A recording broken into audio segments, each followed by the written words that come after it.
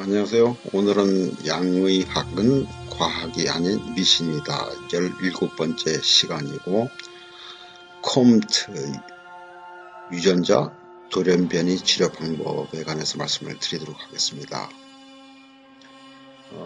콤트 유전자를 보게 되면 이제 여러 가지 도파민이라든가 또 간 이렇게 설명이 나오죠. 뭐 자세한 얘기는 설명을 안 드리고요. 엊그저께 보게 되면 독감 치료제 복용 여중생 추락사, 유족들이 환각 증상을 소개했다는 기사가 나왔죠. 이게 다음 기사에 나오는데요.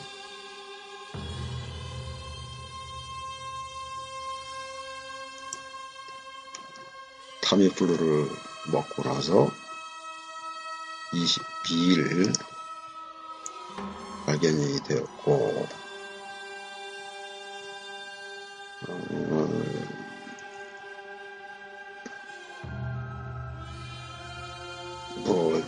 참 안타까운 일이죠. 원인을 제거하고 문제가 되는 오장육부를 치료하면 쉽게 치료를 할 수 있는 것인데, 이 거의 뚝국물에 가까운 거를 먹고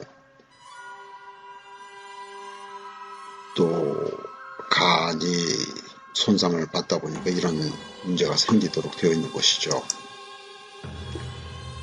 전자신문에도 이제 여기에 관한 기사가 또 나와 있죠.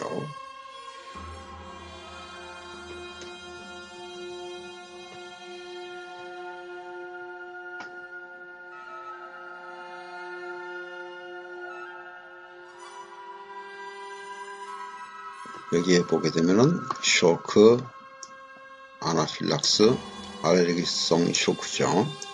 피부질환, 구토, 설사 등이 있고 환각이나 환청, 과다행동, 악몽, 울음, 자살 증세 등 심한 경우에 정신분열적 증상이나 심부전이 나타나기도 한다. 그렇다는 얘기는 다른 양약들도 다 마찬가지지만은 그만큼 몸에 해롭다는 화학물질이죠. 다음 백과에도 타미플루 캡슐에 대한 이야기 쭉 나옵니다. 짬날 한번 보십시오. 주의사항 여기 보시게 되면은 예방접종을 대신할 수가 없고, 쭉 내려가게 되면은 심부전 환자죠. 그러니까 신장을 완전히 망가뜨린다는 얘기가 되겠고, 이 자료 뭐 여러 가지 통계가 있기는 합니다만은 이 통계 자체도 믿을 수가 없습니다. 입맛에 따라서 통계를 조절이 아니죠. 조작을 할 수 있기 때문에 통계가 사실은 의미가 없다고 봐야 됩니다. 설령 뭐 1% 미만의 이상 반응에 뭐 불안정형 sep심증, 위임혈, 위막성 대장염 뭐 이런 것이 있다고 하지만은 뭐 계속 말씀을 드립니다만 누가 희생자가 될지를 모르는 거기 때문에 이게 확률이라는 의미가 전혀 의미가 없는 것이죠. 그 로또랑 똑같습니다. 과학이 아닙니다. 그래서 콤트를 위키피디아를 보게 되면요, 카테콜 O 메틸 트랜스페라제라고 해가지고요, 효소죠. 그래서 카테콜라민이라고 하는 도파민, 에피네프린, 노레프네프린 이러한 등들의 그 효소를 약화시키는 그런 효소인데,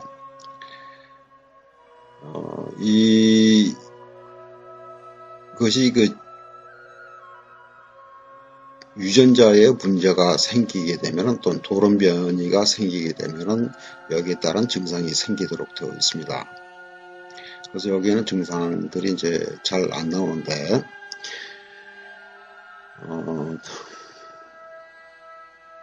이런 것들을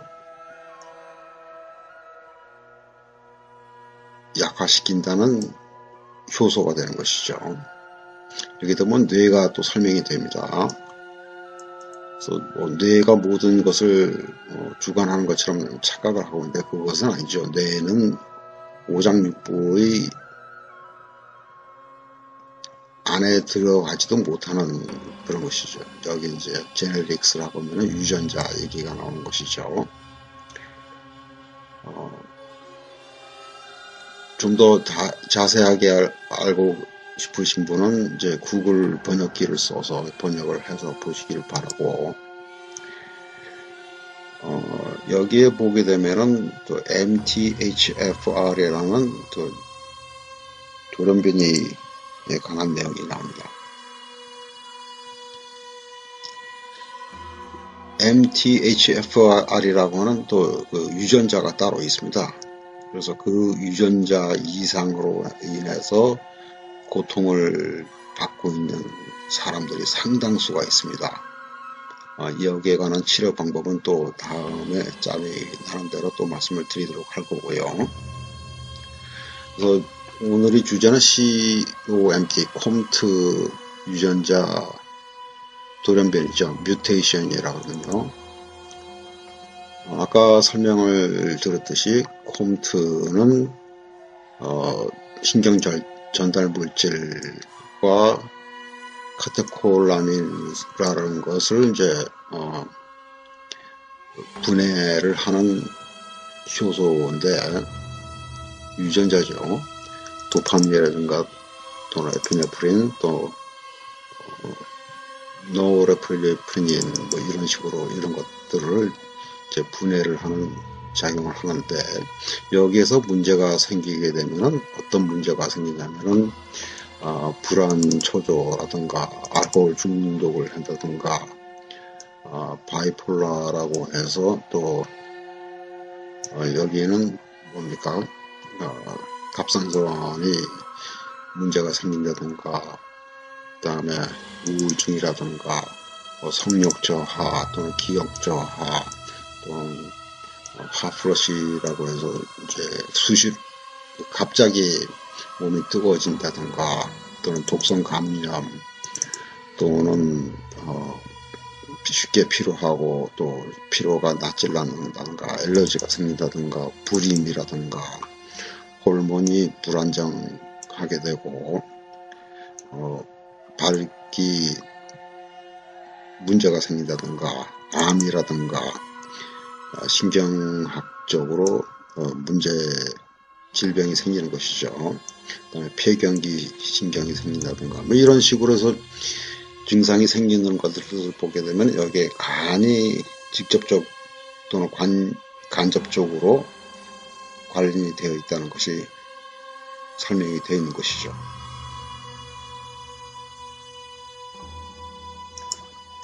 그래서 여기에서 그 DNA가 결국은 이제 유전자니까요.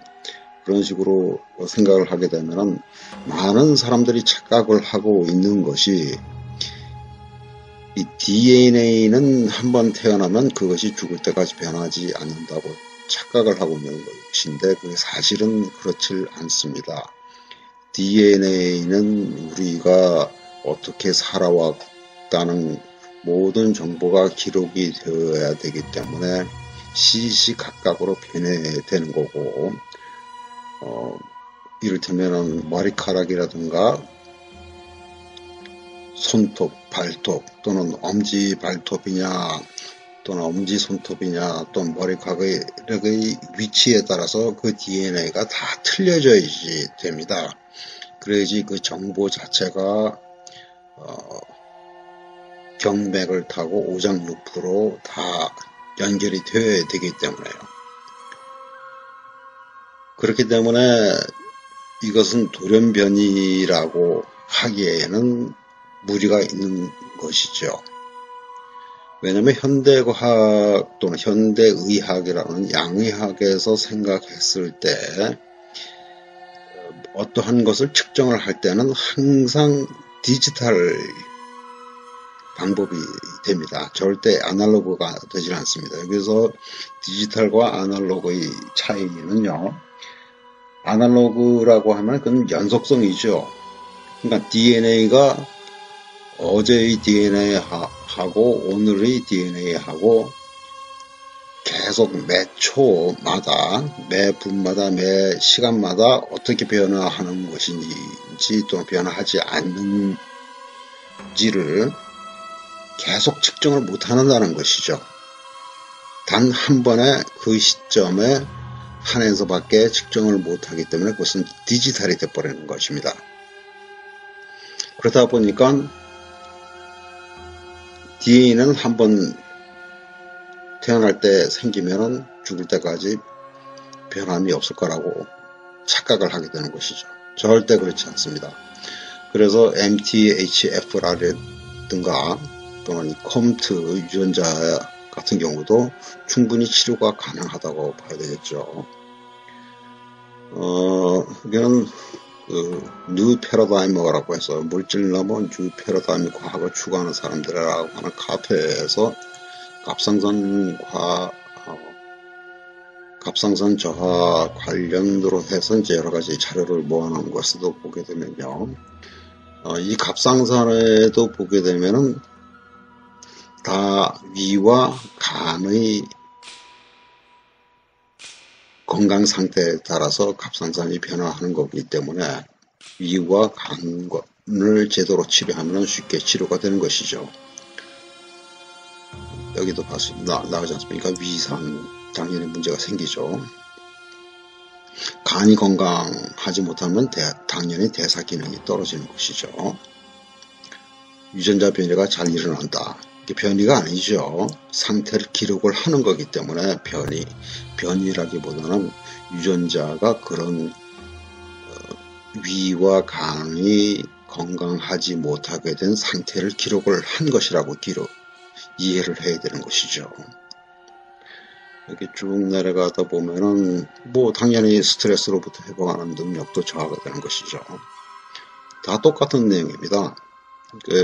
같은 사례를 볼 때 어떤 것을 중점으로 해서 쳐다볼 것이냐, 그러니까 관점에 따라서 모든 것을 틀리게 해석이 가능한 것이고 또 자기가 전공한 그 분야에 따라서 보는 관점이 다 틀려지기 때문에 틀린 학설이 나올 수밖에 없는 것이죠. 전체적인 것을 볼 수 있는 능력이 양의학은 전혀 없다는 뜻입니다. 위에서 컴트가 나와야 될 건데요. 지난번에 검사를 했을 때 여기도 컴트 얘기가 잠깐 나오죠. MTHFR도 나오고요. 아까도 말씀드렸듯이 MTHFR 유전자 변이, 돌연 변이에 따른 치료 방법도 나중에 따로 포스트를 만들어서 올려놓도록 하겠습니다. 어쨌든 간에 이 컴트는요, 컴트 유전자 변이에 따른 증상들은 이런 방법으로 치료하면 쉽게 치료가 가능합니다. 대장정격에 해계, 연곡, 행간 이렇게 세 가지를 추가로 해서 살을 하게 되면 쉽게 치료가 가능합니다. 물론 매번 말씀드립니다만 정통삼 오행침국에서 많이 가르치고 있는 김형관 보사법을 쓰지 않게 되면 원하는 효과를 기대하기가 거의 불가능에 가깝고 환자가 갖고 있는 다른 증상도 동시에 치료를 해야 되기 때문에 치료 방법도 따라서 바뀌어져야 되겠죠. 그만큼 정통삼침은 강력합니다. 그리고 정확하죠. 오늘은 여기까지입니다. 감사합니다. 안녕히 계십시오.